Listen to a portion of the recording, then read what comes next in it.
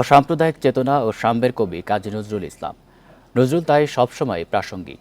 নজরুলের এই চেতনা ছড়িয়ে দিতে হবে সবখানে, যাতে আধিপত্যবাদ বিস্তারের নামে মানবতা ভুলুণ্ঠিত না হয়। নজরুলের ১২৫তম জন্মবার্ষিকীতে কবির সমাধিতে শ্রদ্ধা নিবেদন শেষে একথা বলেন বিশিষ্টজনেরা।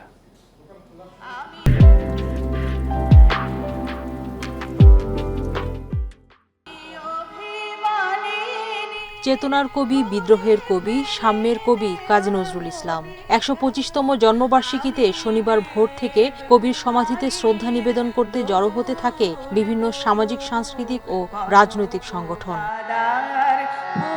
গাহি সাম্যের গান, মানুষে মানুষে ভেদাভেদ নেই, নজরুলের সেসব অমর বাণী উচ্চারিত হয় অনেকের কণ্ঠে। সেই জন্যই আমরা তাকে মানবতার কবি বলি। তিনি কোনো সম্প্রদায়ের কবি ছিলেন না, তিনি সকল সম্প্রদায়কে তিনি সমান চোখে দেখতেন, সমান শ্রদ্ধাবোধ তার ছিল। যতই সংকট হোক, দুর্গমগিরি কান্তার মরুকে নিয়ে আমরা যেন এগিয়ে যেতে পারি। এই গানটি অত্যন্ত একটি গুরুত্বপূর্ণ গান, কবির রচনা। এই গানটি আমার মনে হয় যে বাংলাদেশের জাতীয় পর্যায়ে এটা ব্যবহার করা উচিত বলে মনে করি আমি। নজরুল কোনো নির্দিষ্ট ধর্মের কবি নন, নির্দিষ্ট সময়ের নন।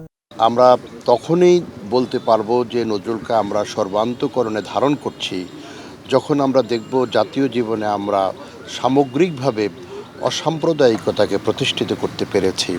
সাম্প্রদায়িক শক্তিকে পরাভূত করে বিজয়কে সুসংহত করতে নজরুলের চেতনার বিকল্প নেই।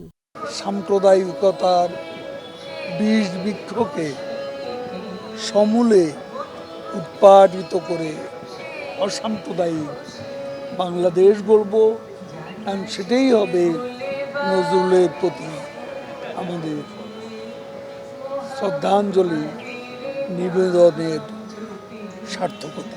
নজরুলের জন্মবার্ষিকী উপলক্ষে তার সমাধি প্রাঙ্গণে আলোচনা সভা ও সাংস্কৃতিক অনুষ্ঠানের আয়োজন করে ঢাকা বিশ্ববিদ্যালয় সহ বিভিন্ন সংগঠন। সেখানে বলা হয়, নজরুলকে ছড়িয়ে দিতে হবে বিশ্ব পরিমণ্ডলে।